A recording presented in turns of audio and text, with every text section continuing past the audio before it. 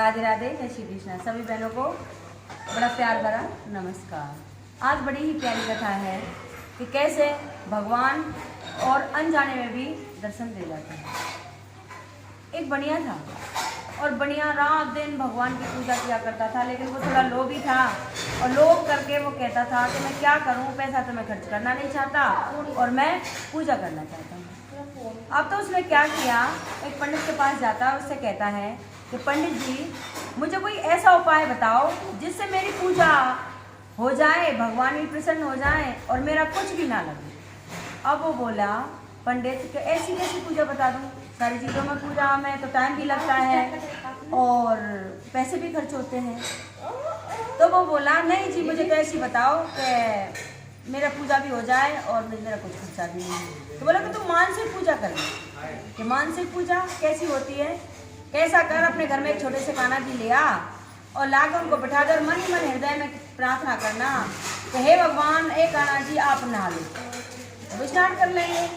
फिर कहना हे प्रभु आप कान्हा जी वस्त्र पहन लो, तो वो वस्त्र पहन लेंगे।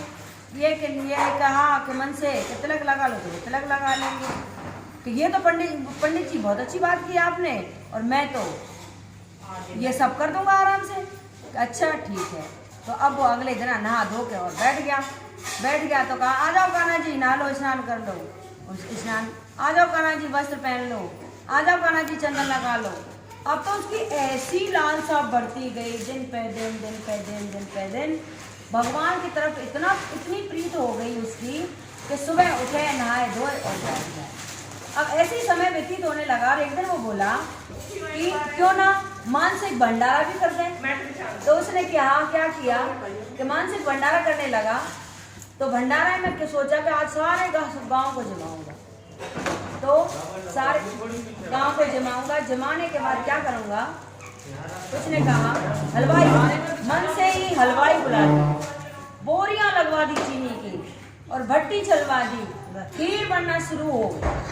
अब खीर बनना शुरू हो गई। जैसे ही खीर बनती है तो इसमें मखाने डाल दो, इसमें काजू किशमिश डाल दो, ये डाल दो, वो डाल दो, पूरियां बनाओ तो अच्छी पूरी खाने लगेंगे। अब ये सारी चीजें करने लग गया तो लास्ट में क्या होता है, जैसे ही वो चीनी की एक बोरी तो उसमें डाल दी मानसिक, दूसरी बोरी डालने लगा तो बोला उससे अरे ज्यादा खीर मीठी हो जाएगी, ऐसा मत कर दिए, खीर मत डाल।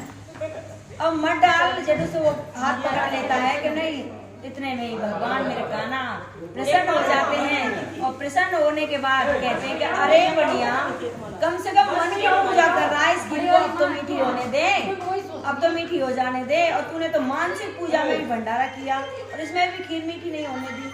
अब तो वो बनिया भगवान के पैरों में लेट जाता है और बार बार प्रणाम करता है कि हे प्रभु, मैंने ये बहुत बुरा किया, अब मुझे माफ करो, इसकी सजा।